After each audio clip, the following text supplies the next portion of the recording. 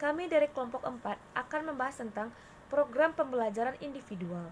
Yang pertama adalah pengertian dari program pembelajaran individual.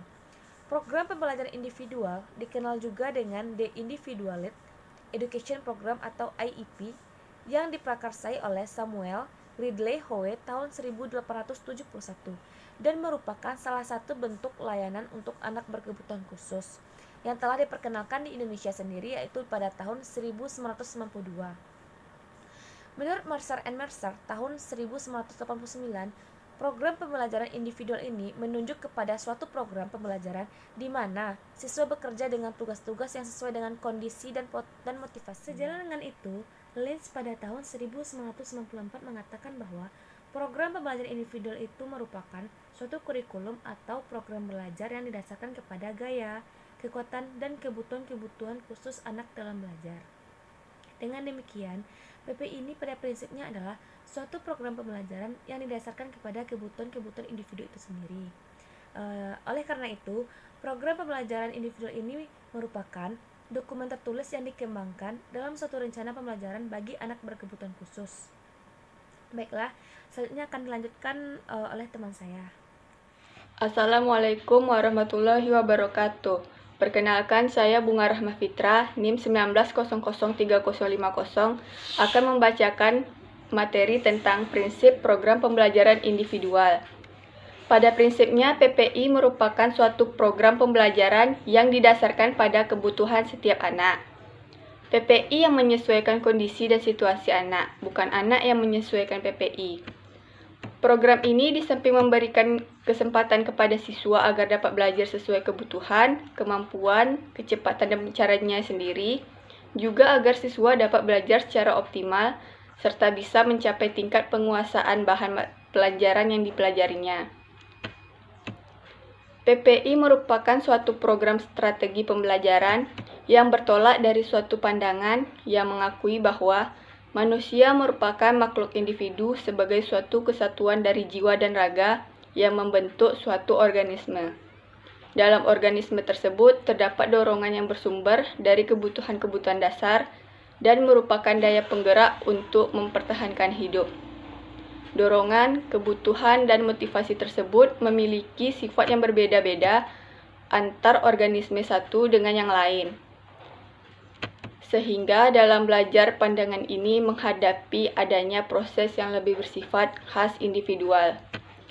Pada konteks situasi, kondisi, dan kebutuhan belajar anak kebutuhan khusus, terdapat variasi perbedaan serta kompleksnya masalah dan hambatan belajar yang dihadapi oleh anak tersebut. Hal ini tentu membawa implikasi kepada kompetensi guru dalam menyusun program pembelajaran yang mampu mengakomodasi kebutuhan mereka. Kegagalan dalam mengakomodasi kebutuhan belajar anak berkebutuhan khusus serta kompleksnya masalah dan hambatan belajar yang dihadapi oleh anak tersebut. Hal ini tentu membawa implikasi kepada kompetensi guru dalam menyusun program pembelajaran yang mampu mengakomodasi kebutuhan mereka. Kegagalan dalam mengakomodasi kebutuhan belajar anak berkebutuhan khusus akan berakibat buruk terhadap proses pembelajarannya yang lebih lanjut. Oleh karena itu, dalam pembelajaran anak berkebutuhan khusus, PPI bisa menjadi salah satu alternatif strategi yang bisa digunakan untuk memberikan pelayanan pendidikan terhadap anak berkebutuhan khusus, mengingat bahwa PPI merupakan cara yang berupaya mengakomodasi kebutuhan-kebutuhan dari masalah yang dihadapi oleh anak berkebutuhan khusus.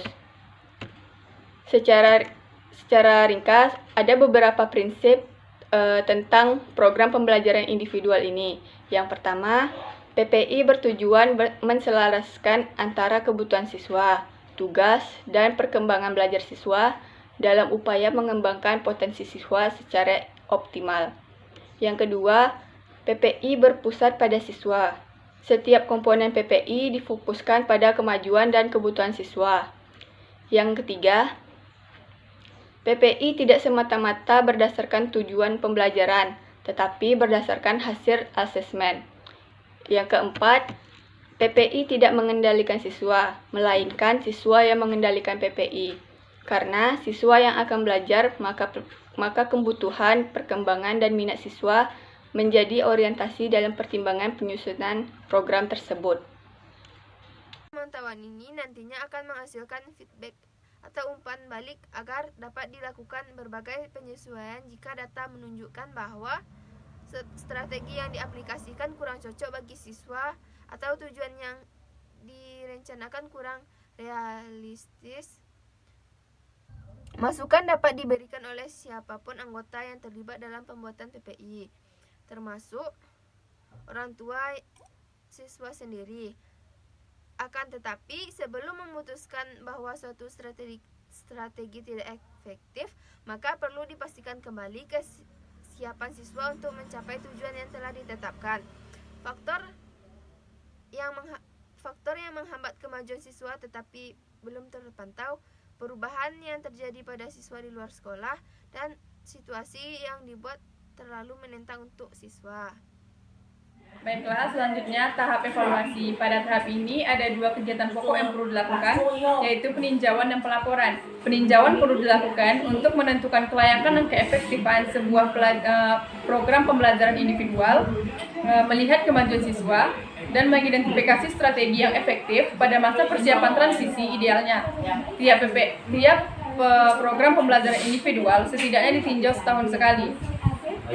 Tinjauan terhadap program pembelajaran individual ini menjadi dasar untuk membuat program pembelajaran individual pada tahun berikutnya, sehingga jika seorang siswa naik kelas, guru di tingkat berikutnya tidak perlu lagi membuat PPI dari awal untuk siswa tersebut, sehingga ada konstituentas dalam proses pembelajaran siswa berkebutuhan khusus, sehingga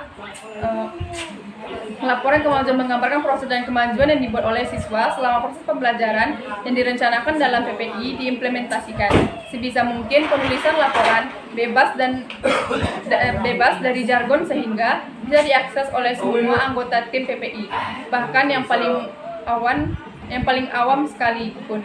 Sekian presentasi dari saya. Terima kasih.